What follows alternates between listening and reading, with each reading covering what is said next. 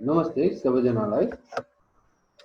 म फेरि आज एउटा नयाँ टपिक लिएर तपाईँहरूसँग आएको छु र यो टपिक सिएमए, ओनमी, ल्याब असिस्टेन्टका विद्यार्थीहरूको लागि अति नै उपयोगी एउटा टपिक हो। यो लकडाउनको समयमा घरमा बसेर त्यसलाई हेरेर केही चाहिँ सिक्नुहुनेछ भन्ने म चाहिँ आशा राख्दछु। आजको टपिक छ ब्लड सेल्स काउन्ट र त्यसको इन्टरप्रिटेसनको बारेमा हामी आज कुरा गर्दैछौँ। ब्लड सेल्स काउन्ट यो एउटा बेसिक कुरा हो। जब हामी डक्टरकोमा जान्छौँ या हामीलाई कुनै एउटा साइन सिम्टम्सहरू देखा पर्दाखेरि सबभन्दा पहिला डक्टरले प्रिस्क्राइब गर्ने टेस्ट भनेकै रुटिन ब्लड टेस्ट, जसमा टिसी, डिसी, हेमोग्लोबिन, इएसआर पर्दछ। र अहिले आएर हामी त्यो रुटिन ब्लड टेस्टको नाम र अलिकति एडभान्स गरेर कम्प्लिट ब्लड काउन्ट सिबिसी भनेर चाहिँ अहिले चाहिँ हामी त्यसलाई चिनिरहेको छौँ र त्यही सिबिसी टेस्टहरू चाहिँ डक्टरले प्रिस्क्राइब गरिरहेको हुन्छ। यो के हो त सिबिसी? आज हामी त्यसको बारेमा आज अलिकति कुरा गर्छौँ र छलफल गर्नेछौँ। सिबिसी complete blood count and their interpretation. सिबिसी के हो त? सिबिसी एउटा रगतको परीक्षणहरूको समूह जसले बिरामीको सरसरी स्वास्थ्यको अवस्था र धेरै प्रकारका रोगहरू जस्तै रक्त अल्पता, इन्फेक्सन्स, ब्लड क्यान्सर्स, अरूहरू पनि को पत्ता लगाउने काम गर्दछ। यो टेस्टले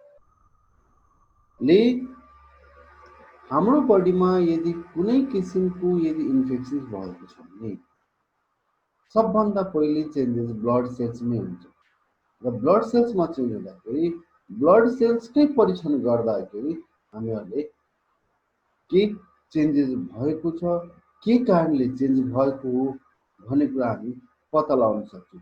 चेन्ज भएको छ भने त्यसलाई अझ खोज पत्ता गर्छौँ। त यदि नर्मल छ, विदिन नर्मल छ भने मलाई त केही पनि भएको छैन भन्ने कुरा चाहिँ थाहा त कति छ। त्यसको लागि हामी कम्प्लिट ब्लड काउन्ट टेस्ट गर्छौँ र यो कम्प्लिट ब्लड टेस्ट काउन्टले के कुरा हेर्छ भन्दाखेरि इभ्यालुएट योर ओभरअल हेल्थ, तपाईँको शरीरको ओभरअल हेल्थलाई चाहिँ इभ्यालुएट गर्ने काम छ भने डायग्नोज द हेल्थ प्रब्लम, तपाईँको शरीरमा आएको साइन सिम्टम्सहरू जुन विभिन्न किसिमका साइन सिम्टम्सहरू देखिरहेको छ जुन चाहिँ नहुनु पर्ने हो त्यो किन आइरहेको छ त्यसको डायग्नोसिस गर्ने काम गरिदिन्छ। त्यस्तै तपाईँकोमा जुन प्रब्लम आयो त्यसलाई चाहिँ मोनिटर गरिदिने काम गर्दछ हाम्रो सिबिसीको रिपोर्टले। त्यस्तै तपाईँको मेडिकेसन भइरहेको छ भने त्यो मेडिकेसनले कतिको काम गरिरहेको छ त्यो हेर्ने काम हो। मोनिटरिङ यो ट्रिटमेन्टको काम पनि गरिदिन्छ कसले त सिबिसीले। सिबिसीले के काम गर्छ? चारवटा काम गर्छ। Evaluate your overall health, diagnose the health problems, monitor your health problems and monitor your treatment. यो चारवटा काम गर्दैछ त हाम्रो सिबिसीले काम गर्दछ। त्यो सिबिसीमा के पर्छ त? कुन टेस्ट पर्छ?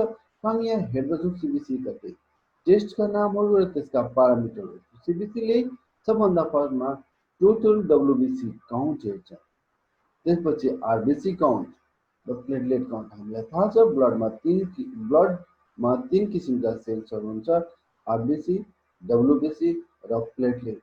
यो तीनवटा सेल्सको काउन्ट गर्छ। हाम्रो प्रत्येक क्युबिक मिलिमिटर ब्लडमा कति हुन्छ भनेर चाहिँ यसले काउन्ट गर्दछ। त्यसपछि डब्लुबिसी पनि 5 किसिमको हुन्छ भन्ने कुरा पनि हामीलाई थाहा छ, न्युट्रोफिल, लिम्फोसाइट, एस्नोफिल, मोनोसाइट र बेसोफिल। हो त्यो पर्सेन्टेज पनि त्यसले डिस्टिङ्ग्विस गरिदिने, छुट्याइदिने काम गर्दछ। त्यसपछि हेमोग्लोबिन कति छ त हाम्रो बडीमा? यो आरबिसीको भित्र रहेको जुन साइटोप्लाज्म छ वा आरबिसी भित्र जुन आइरन र प्रोटिनका जुन कम्पोजिसन छ जसलाई हामी हेमोग्लोबिन भन्छौँ, जसले हाम्रो बडीमा अक्सिजन ट्रान्सपोर्ट गर्ने काम गर्दछ, अक्सिजनलाई बाइन्ड गर्ने काम गर्दछ। त्यो चाहिँ कति छ त्यो पनि हुनुपर्छ, कति हुनुपर्छ भने त्यसको एउटा ध्यान छ।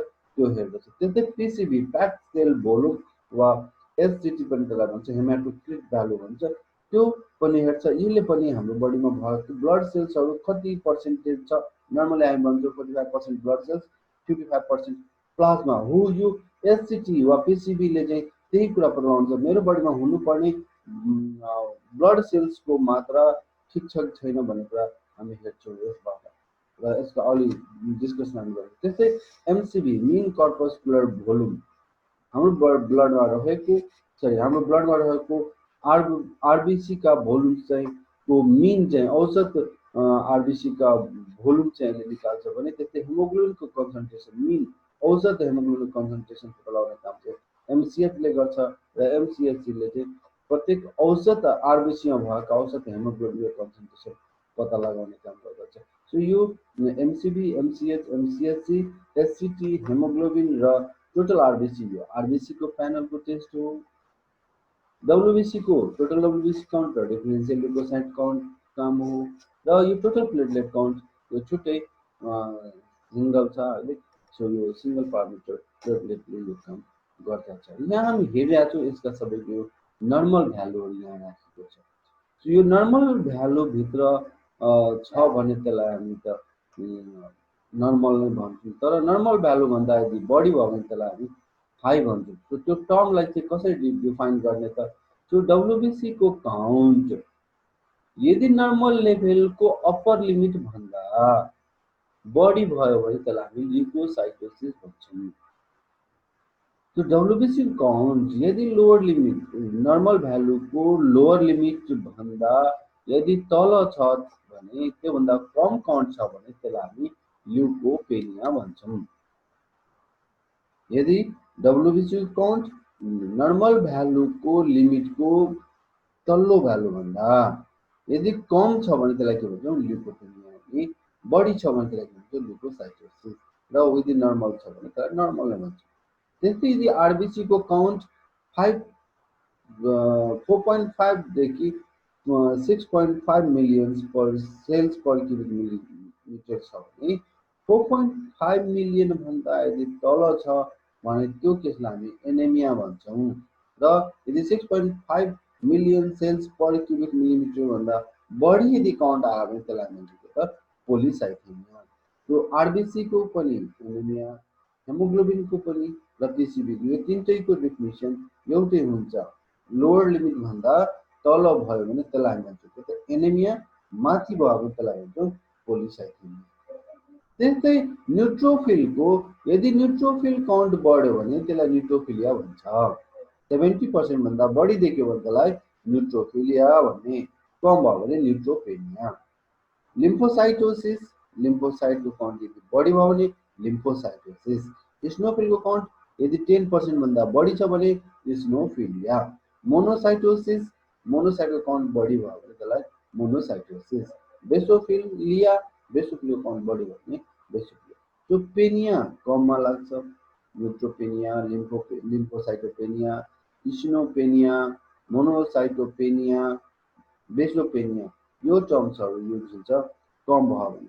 कतिपय टर्म्सहरू त हामी थ्योरीमा मात्रै रहन्छ, प्र्याक्टिकलमा आउँदा पनि आउँदैन। बेसोपेनिया टर्म्स युजै कहीँ आएर मात्रै नभएर लेस देन 1% छ यसको भ्यालु, नर्मल भ्यालु। यो कम कहाँ हुन्छ, लेस देन 1%।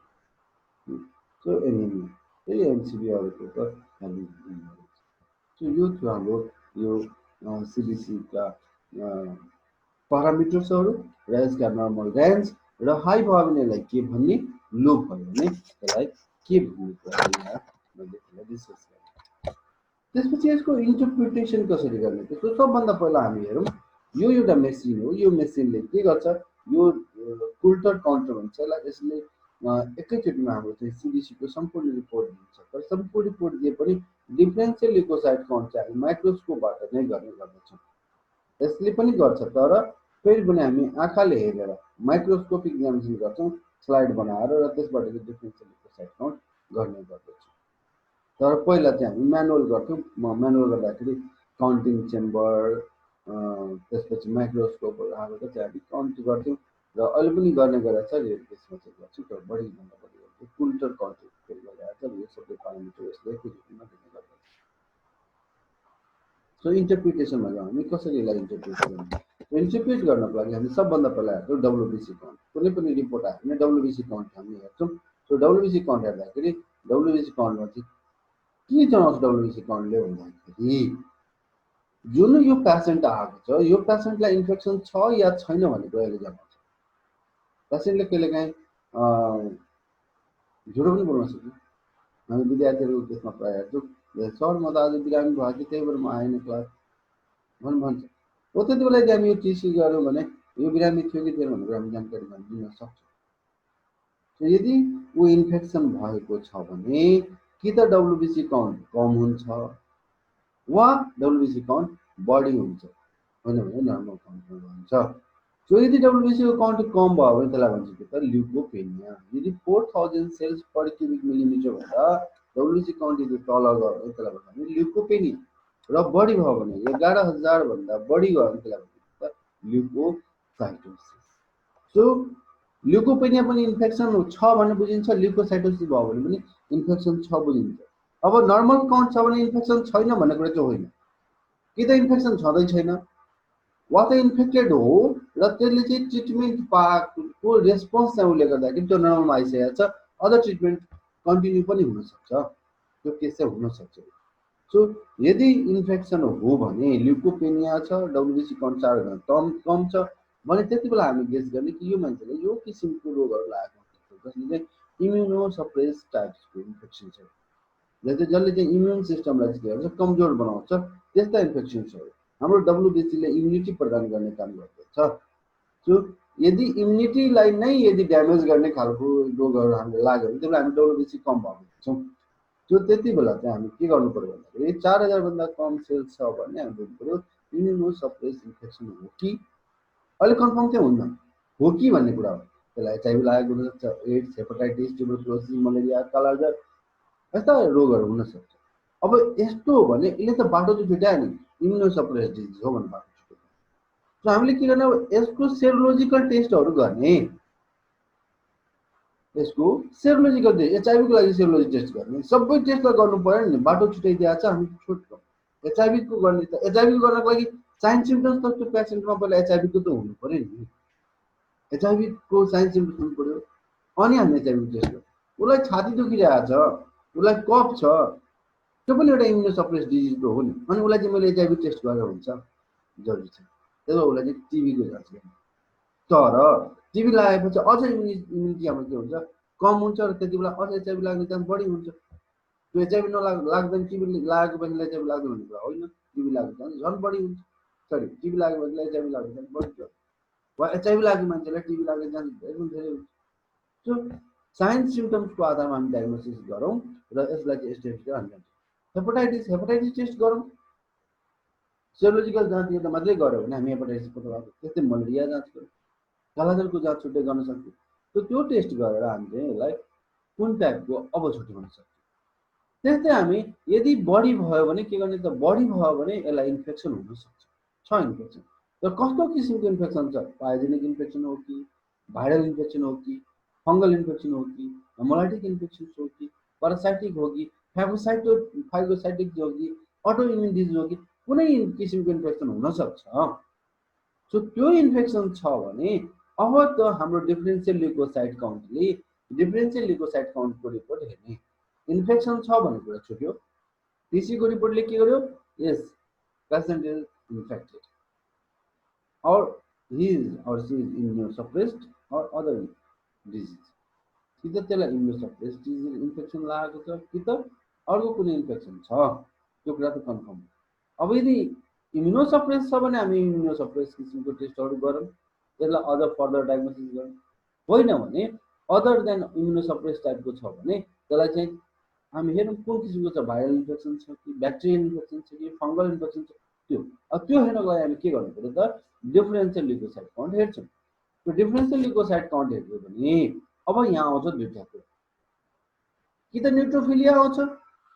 न्युट्रोफिलिया आउँछ भने हामी बुझ्छौँ कि ब्याक्टेरियल इन्फेक्सन हो त्यो इन्फेक्सन्स अर इन्फ्लामेसन यदि न्युट्रोफिलको काउन्ट यदि हामी बढी देख्छौँ भने त्यहाँ बुझ्छौँ यो ब्याक्टेरियल इन्फेक्सन हुनसक्छ तर यो जेनरल कन्सेप्ट हो।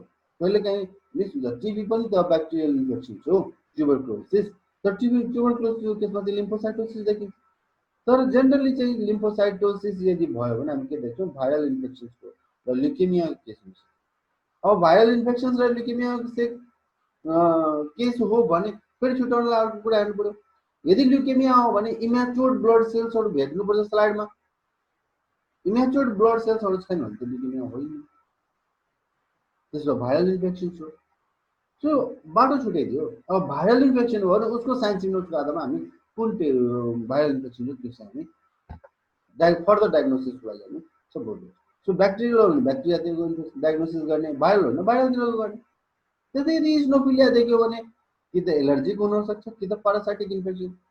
त पारासाइटिक इन्फेक्सन साइन सिम्टम्स छ कि छैन हामी हेरौँ, एलर्जी हो भने एलर्जीको साइन सिम्टम्स छ कि छैन हेरौँ, त्यो हेरेर हामी तर डायग्नोसिस गर्छौँ। त्यस्तै मोनोसाइटोसिस छ भने इन्फेक्सन्स अर क्यान्सर वा अटो इम्युन डिजिज वा फ्यागोसाइटोसिस, हाम्रो बडीमा केही पनि भइसक्यो त त्यसको लागि हामी फर्दर इन्फेक्सन डायग्नोसिस गर्छौँ।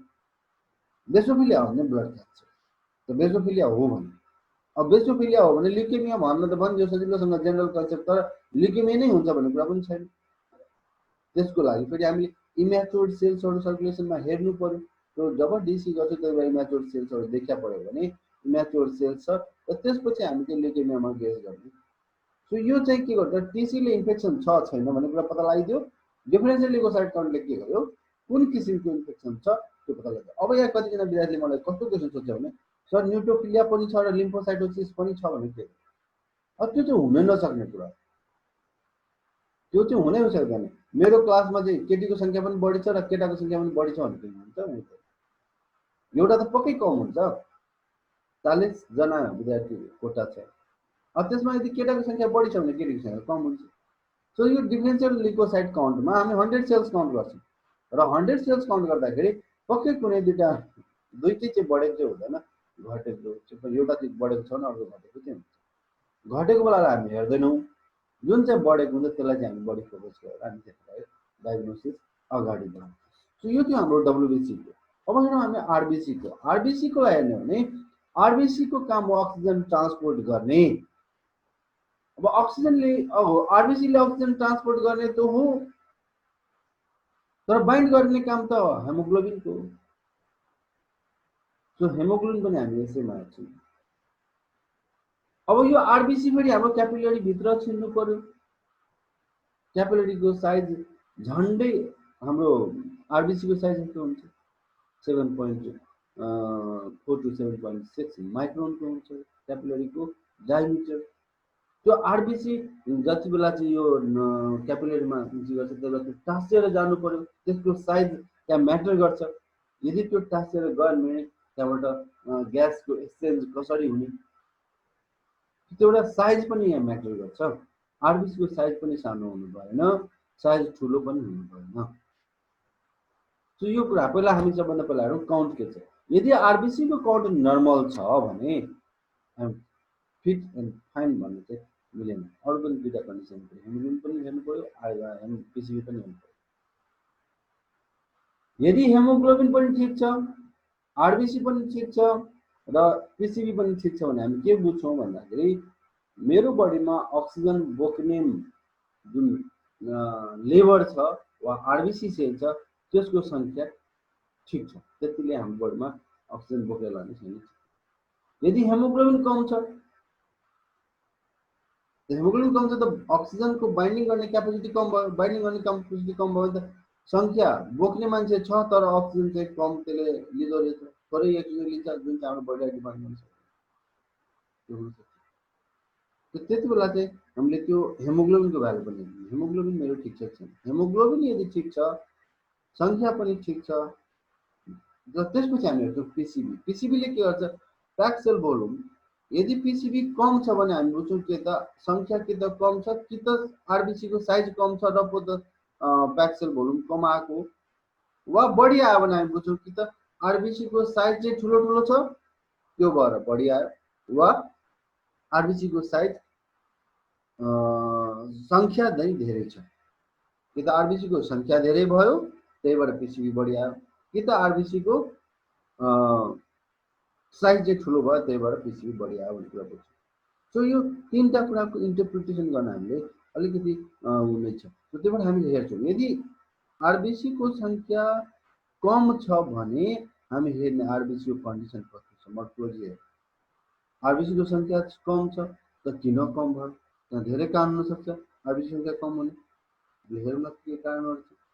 आइरन के भन्छ बोन म्यारोको प्रब्लमले गर्दा हो कि वा इथ्रोपोइटिनले गर्दा हो कि किडनीको कारणले गर्दा हो कि मालन्युट्रिसनको कारणले गर्दा हो कि भिटामिन बी12 फोलिक एसिडको डिफिसियन्सीले गर्दा हो कि धेरै कारणहरू छ जसबाट चाहिँ यो आरबिसी काउन्ट घट्न सक्छ, हेमोग्लोबिन घट्न सक्छ र पिसिबीहरू घट्न सक्छ।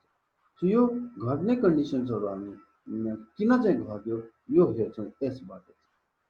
त्यो चाहिँ बढ्न पनि सक्छ तर बढ्ने केस चाहिँ बहुत रियर हुन्छ हाम्रो नेपालतिर। घट्ने चाहिँ एकदम कमन छ तर बढ्ने केस चाहिँ कम हुन्छ बढी भएको।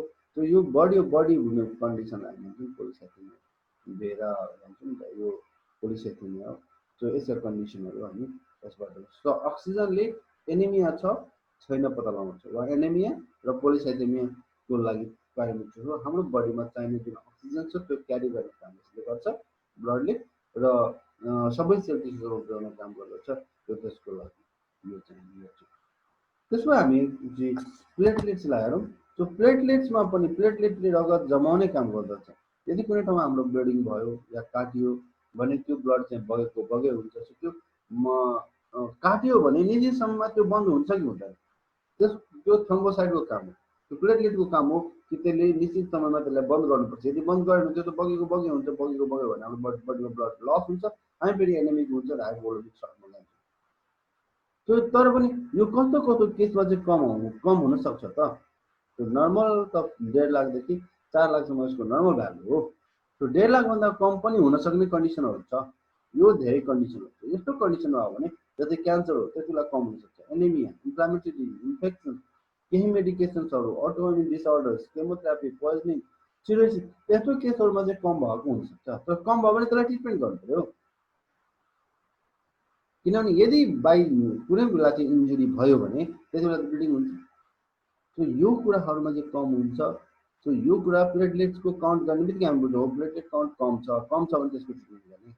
बढी छ त बढी पनि हुन्छ, क्यान्सरमै बढी पनि हुन्छ, केही कुनै किसिमको क्यान्सर बढी हुन्छ, कुनै किसिमको क्यान्सर कम, एनिमिया पनि कम हुन्छ, बढी हुनसक्छ, इन्फ्लामेटरी डिजिज, इन्फेक्सन,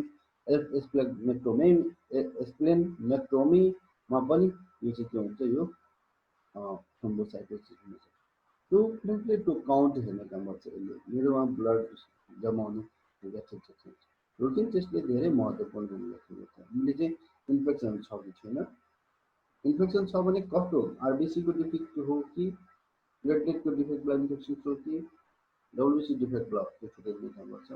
यदि इन्फेक्सन हो भने कुन किसिमको एजेन्टले इन्फेक्सन गरेको छ त्यो पनि छुट्याइने काम गर्दछ।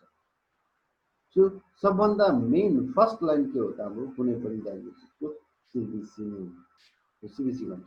सो यो के हो हाम्रो मेन एक्सप्लेनेसन। यदि बुझ्नुभयो भने कुन केसमा चाहिँ हामी यो काउन्टहरू बढेको र घटेको देख्छौँ भन्ने कुरा गर्छु। जस्तै आरबिसीको काउन्ट कम हुने कन्डिसनहरू, कम भयो भने त्यसलाई एनिमिया भन्छ।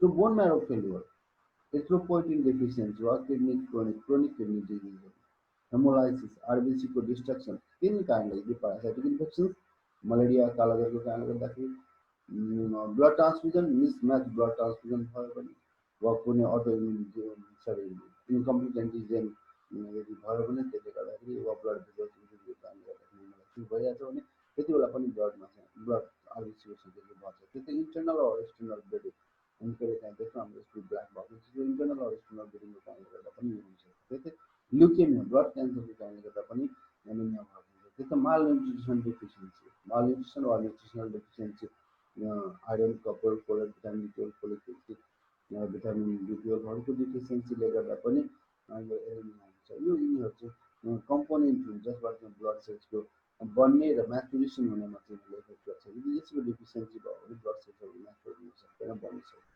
त्यो चाहिँ प्रेग्नेन्सीमा, सो एउटा मान्छे प्रेग्नेन्सीको केसमा चाहिँ एनिमिया फर्क हुनसक्छ। त्यस्तै थाइरोइड डिसअर्डरहरूमा पनि के हुन्छ, ब्लड आरबिसीको काउन्ट कम भएको हुन्छ भने केही सर्टेन ड्रग्सहरू छन् जो ड्रग्सहरूमा चाहिँ हामीले देखिरहेको छौँ यो ड्रग्सहरूको कन्डिसन ड्रग्स लिइरहेको बेलामा वा थेरापीको बेलामा चाहिँ यो चाहिँ ब्लड आरबिसीको सङ्ख्या चाहिँ घटेको हुन्छ। त्यस्तै आरबिसीको सङ्ख्या बढ्ने पनि हामी देख्यौँ, केही फिजियोलोजिकल कन्डिसन्स छ भने केही चाहिँ प्याथोलोजिकल कन्डिसन्स छ, जस्तै सिगरेट स्मोकिङहरू गर्नेहरूमा चाहिँ यो बढेको हुन्छ। त्यस्तै congenital heart disease, dehydration, renal cell carcinoma, pulmonary fibrosis, polycythaemia vera, यो कन्डिसनहरूमा चाहिँ के हुन्छ, आरबिसी काउन्ट बढ्दा हुन्छ भने ल्युकोपेनिया, अटोइम्युन सरी इम्युनोसप्रेस डिजिजहरूको कारणले गर्दा ल्युकोपेनिया हुने, एचआइभी, मलेरिया, हेपाटाइटिस, कालाजार, ट्युबरक्लोसिस, क्यान्सर ट्रिटमेन्टको क्यान्सरको त्यति बेला चाहिँ हामीले यो देख्छौँ कि घटेको हुन्छ। त्यस्तै मालन्युट्रिसन, भिटामिन B12 फोलेटको पर्जिनको घट्ने र autoimmune disease, lupus, inflammatory lupus र रुमेटोइड आर्थराइटिसको केसहरूमा चाहिँ हामी ल्युकोपेनिया भएको हामी देख्न पाउँछौँ। त्यस्तै गरेर ल्युकोसाइटोसिस इन्फेक्सन्समा हुन्छ र कस्तो किसिमको इन्फेक्सन छ त्यही किसिमको ल्युकोसाइटोसिस हुन्छ। त्यस्तै न्युट्रोफिलिया भएको छ भने infections long term inflammations injury आर्थराइटिसको केस छ भने त्यस्तो केसमा चाहिँ न्युट्रोफिलिया भएको हुन्छ। इन्फेक्सन त इन्फेक्सन छ। त्यस्तै reaction to some drugs such as steroids, lithium and some इनहेलर्सहरूको कारणले गर्दा पनि हुन्छ। के भन्दाखेरि कुनै डिफ्रेन्ट काइन्ड्सको ल्युकेमिया छ, त्यो ल्युकेमियामा एउटा ल्युकेमियामा चाहिँ न्युट्रोफिलिया भएको हुन्छ। इमोसनल और physical stress from things like institute surgery and एक्सर्साइजहरू त्यसमा पनि बढेको हुन्छ।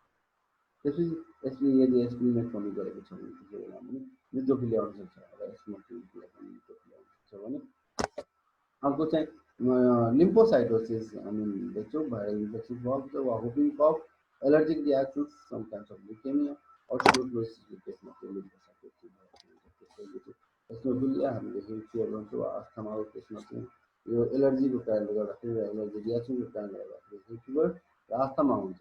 त्यस्तै पारासाइटिक इन्फेक्सन्स, केही स्किन डिजिजहरू, लिम्फोमाहरूको केसमा चाहिँ एस्नोफिलिया चाहिँ बढेको हामी देख्न पाउँछौँ। त्यस्तै मोनोसाइटोसिस चाहिँ अटोइम्युन डिजिज, लुपस, अल्सरेटिभ कोलाइटिस, नेक्रोमी भएको केसमा चाहिँ र फाइटोसाइटिसको केसमा चाहिँ मोनोसाइट बढेको हुन्छ। त्यस्तै गरी चाहिँ बेसोफिलिया, ल्युकेमिया और बोन म्यारो क्यान्सर्सहरूमा चाहिँ यो मोस्ट अफन हेर्छौँ। ओकेजनली चाहिँ एलर्जिक रियाक्सन गरेर पनि यो कहिलेकाहीँ बेसोफिलिया देखा पर्न सक्छ। त्यस्तै थ्रोम्बोसाइटोपेनिया, थ्रोम्बोप्लेटलेटको काउन्ट कम भएको देख्छौँ अनि ल्युकेमिया र अरू क्यान्सर्सहरूको कुनै किसिमको एनिमियाहरू देख्छौँ। त्यस्तै भाइरल इन्फेक्सन, हेपाटाइटिस सी र एचआइभीको केसमा देख्छौँ। त्यस्तै chemotherapy, drugs and radiation therapy, heavy alcohol कन्जम्सन्सको केसहरूमा हामीले देख्न सक्छौँ। त्यस्तै गरी चाहिँ thrombocytosis, acute bleeding and blood लसको केसमा, क्यान्सरमा, इन्फेक्सन्स, आयरन डिफिसियन्सी एनिमिया वा आयरन डिजिजको केसमा, एक्सप्लेन कमीमा, हेमोराइटिक एनिमिया और ड्यू टु अटोइम्युन डिसअर्डर्सहरूको त्यस्तो केसहरूमा, इन्फ्लामेटरी डिसअर्डर्सहरूमा र सर्जरी अदर टाइप्स ट्रमा, यो केसहरूमा चाहिँ हामी थ्रोम्बोसाइटोसिस हामी हेर्छौँ। सो यो हाम्रो सर्जरी ब्लड सेल्स काउन्ट र त्यसका इन्टरप्रिटेसन कसरी गर्ने र कुन कुन केसमा यो बढेको हुन्छ, कुन केसमा घटेको हुन्छ, त्यसको लागि मैले सरसरमा राखेको छु र मलाई विश्वास छ तपाईँहरूलाई यो मनपर्नेछ र यो मन परेमा तपाईँले सब्सक्राइब, लाइक लाइक सेयर र कमेन्ट गरिदिनु होला भन्ने हजुरले तपाईँले सघाउँछु। र तपाईँहरूको केही कमेन्ट भयो तपाईँहरू पक्कै पनि कमेन्ट गर्नुहोला, म तपाईँहरूको जिज्ञासालाई सोल्युसन गरिदिने बाचा राख्दै